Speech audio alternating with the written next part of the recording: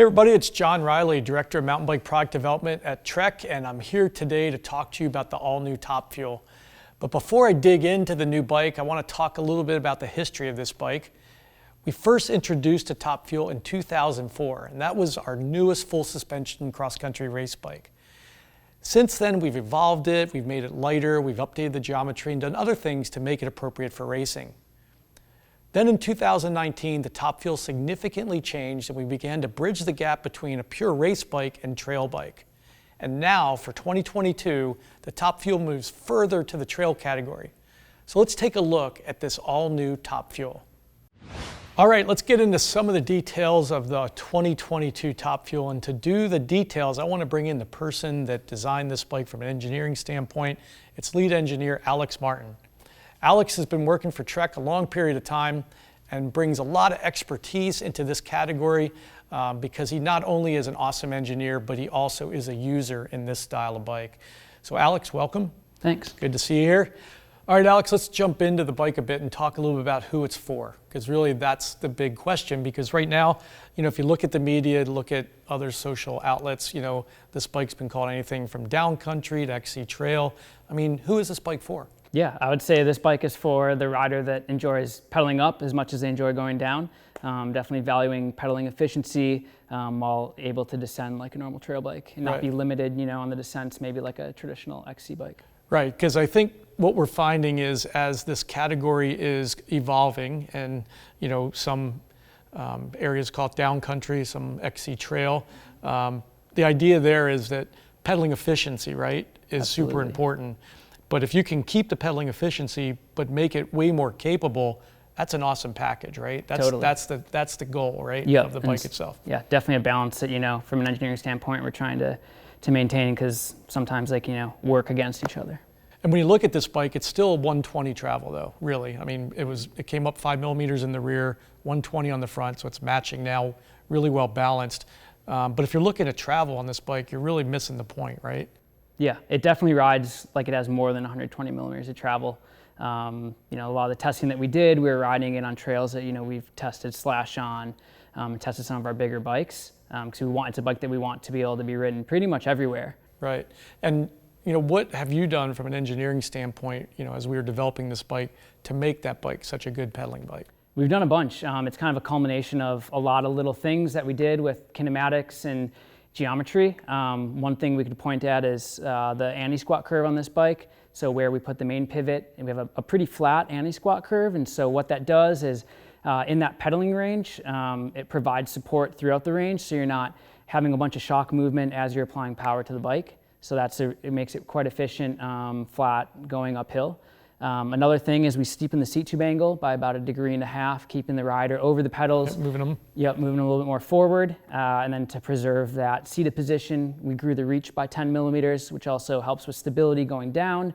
And then slacken the head tube angle by about 1.5 degrees to give it a little bit more capability on the descent. Right, and that 1.5 degrees, that's pretty significant for a bike in this category. Definitely. It adds a lot of capability to the bike. And the rear end on the bike, we kept it the same, right? Because we felt really good about the balance for that, yeah, right? We found that 435 millimeter chainstay is pretty great for this application. Something else with this bike that we kind of struggled with as a decision point was storage. Yep. So as a trail rider, and I'd put myself as a trail rider, I really appreciate that. Just that basically you can grab the bike and go and know you have your emergency kit with you, or you could have snacks or a jacket, whatever. There was a balance there because there's weight added to do that, but yes. The feature itself we think is really important as a category, and we feel that it's so important we even did it as far as aluminum bikes too, right? Yeah, definitely. And one nice thing, especially for a bike like Top Fuel where that rider's likely doing a longer ride, getting that weight off of your body and into the bike is a more balanced package. And so yeah, introducing it to aluminum was definitely a challenge. With carbon, we're able to locally reinforce areas on the frame where we have that hole. But on aluminum, we have different manufacturing constraints. So it took a lot of analysis time with our structural analysis team, working with our supplier to be able to keep the bike lightweight and still structurally sound with a hole in the down tube in aluminum. Yeah, I got to say from my seat, in the product end, that's the one thing I'm super proud of is we're bringing a really cool feature all the way down the price points. We introduced it with the Slash. We've included it in all of our bikes that are in the trail category going forward, and it's something that you can get all the way from the entry-level bike to the top-end bike, and I don't think anybody wouldn't think it's a cool feature, on the bike itself. All right, let's talk about wheel and tire size. What are we doing on this bike? Yeah, so top fuel is 29er from small through double extra large, and then 27.5 on the extra small. It's going to come with 2.4s, but it can clear up to a 2.5. Right on. So we are doing a really full size range on this bike, which Absolutely. I think is awesome because we can fit probably the widest range we've ever been able to fit on this new top fuel by having that extra small and the extra extra large. Definitely. All right, let's talk about knock block 2.0. So the previous bike had the standard knock block. We've moved to knock block 2.0 on this bike. What is knock block 2.0? Yeah, so knock block 2.0, first off, we increased the steering range. So we went from 58 degrees to 72 degrees. And then secondly, we now have down tube clearance for the fork controls. So if a rider wants to remove knock block, they do have that option.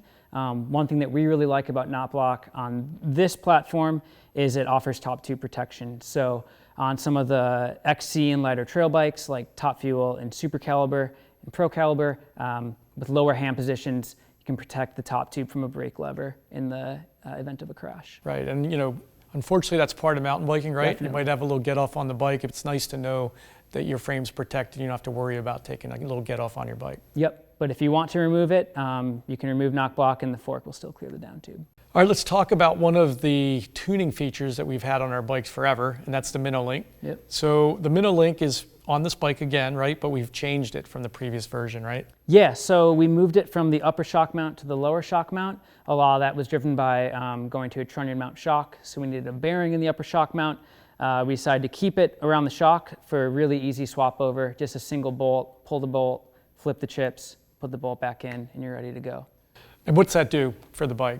So going from minnow low to minnow high is going to steepen the seat tube angle and the head tube angle by about 1/2 degree and raise the bottom bracket by around 7 millimeters. Which is really cool on this bike because remember, this is bridging kind of the, racy XC trail end, and somebody might want a little quicker handling version of the bike because they like some of the characteristics of the other bike, or they might want to keep it fully slack because they appreciate the trail aspect. Absolutely, and if depending which region you live in and what your local trails are like, if you want to set it suited more for maybe flat, tighter, twistier trails, or if you live in more mountainous terrain and have a lot more descending, can run it in low.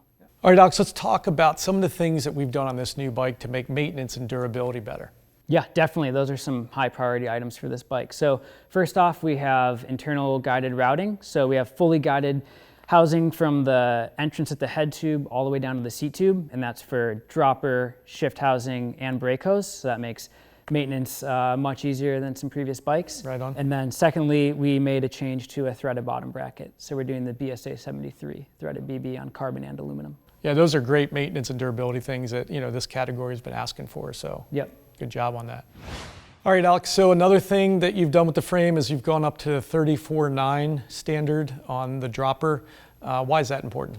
Yeah, so lately droppers have been getting longer travel, and to maintain really smooth actuation and a relatively movement-free or stiff extended position, going to that larger diameter has really helped us.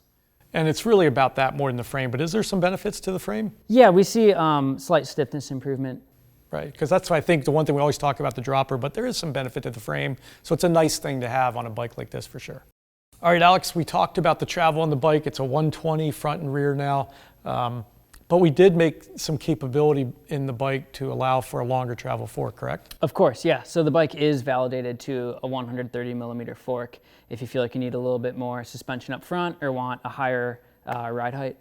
And it also does what then to the geometry? So that going to a 130 fork will slacken the head tube and seat tube angle by about 1/2 degree and raise your bottom bracket by around 3 millimeters. So even more trail.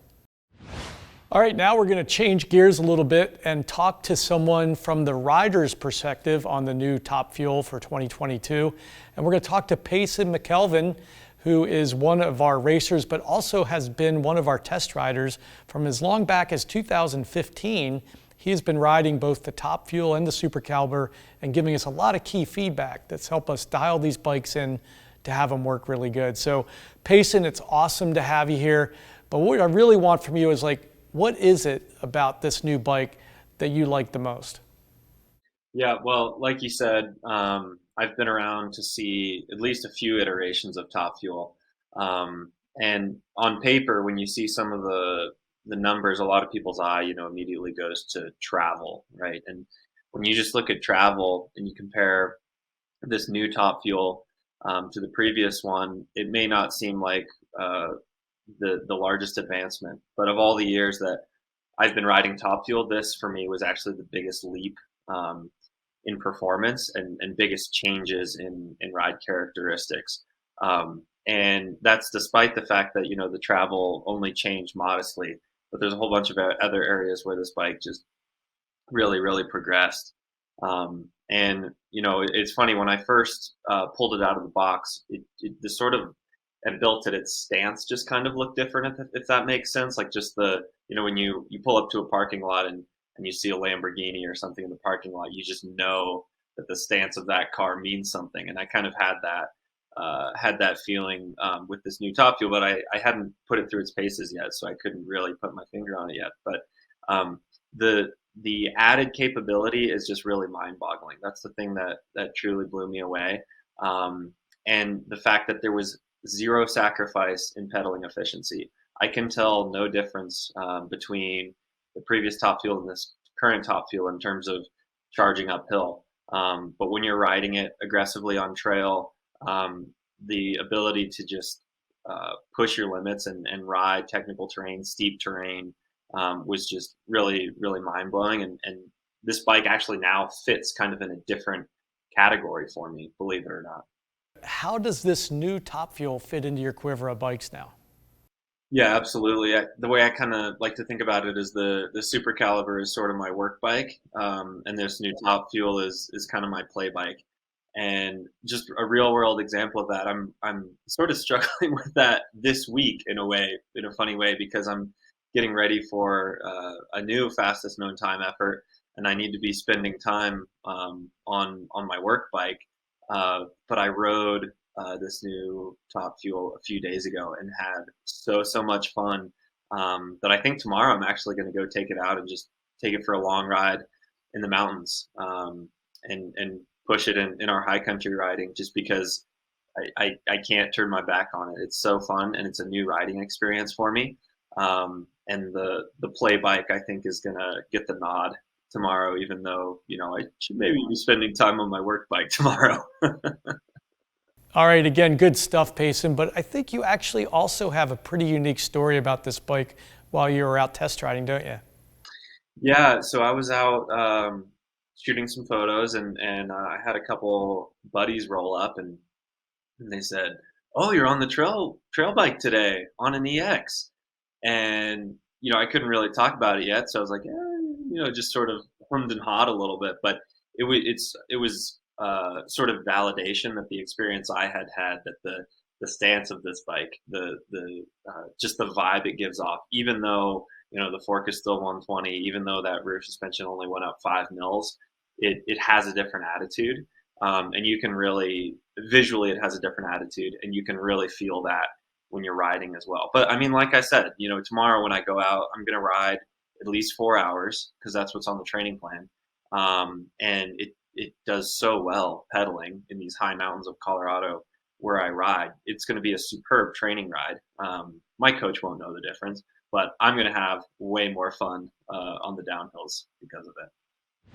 All right, Payson, thank you very much. It's always awesome hearing from your perspective from a rider about the new Top Fuel. And switching back now to the studio, I'm here with Alex Martin, the head engineer for this project. And we just want to come back and talk about who this bike is for. Alex, who's this bike for?